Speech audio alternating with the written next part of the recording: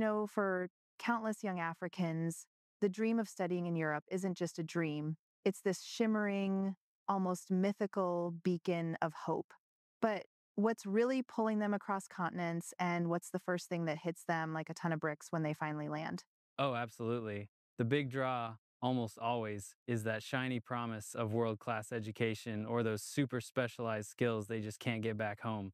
They're picturing these fantastic career paths.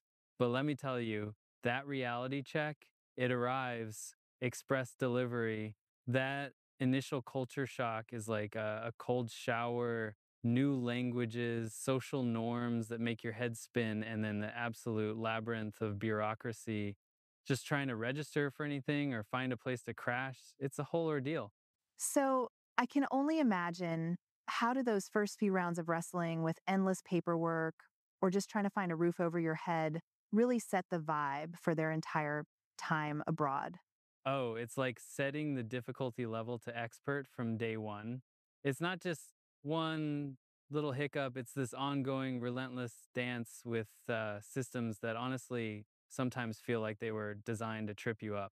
That initial grind, it can be so incredibly isolating and it really puts their grit to the test right from the jump.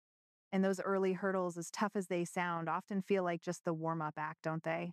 Let's dive into some of those deeper, more persistent challenges that truly test their resilience throughout their European adventure. Picture this: you're trying to juggle tuition fees that could buy a small car with living costs that feel like they're in the stratosphere.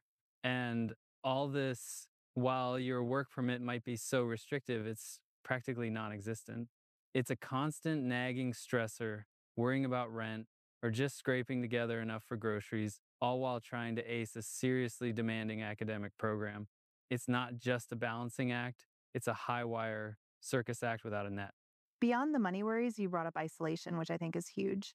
How do those often subtle things like cultural misunderstandings or that quiet, insidious discrimination just build this invisible wall, making it so incredibly hard to actually feel like you belong? Oh, that's the absolute heart of it.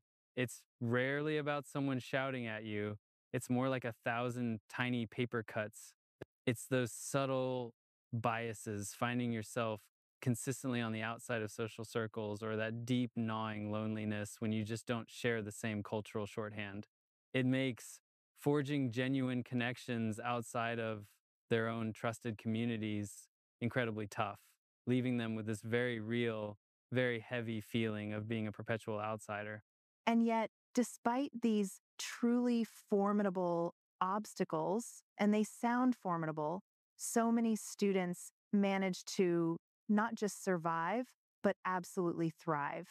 Yes, this is where you see their incredible adaptability just absolutely sparkle. So, considering everything we've just laid out, from the financial tightrope to the invisible walls, what are some of the ingenious strategies African students employ to build those crucial supportive communities and, crucially, hold on to their cultural identity? They are honestly just incredibly resourceful. They don't wait for a system to support them. They build their own African student associations and diaspora networks. Those become absolute lifelines. These aren't just places to hang out, they're hubs for crucial emotional support. They're handing out practical insider advice on how to navigate this whole crazy system. And they're a sanctuary where they can finally feel truly understood and deeply connected to their roots. These narratives of sheer resilience and powerful community building truly offer such a vital counter narrative to the struggles. Now, let's zoom out a bit. It really is. It's this profound, often grueling odyssey of self discovery. They're not just chasing a piece of paper, they are actively forging a brand new, often beautiful hybrid identity, one that seamlessly weaves their African heritage with their European lived experience.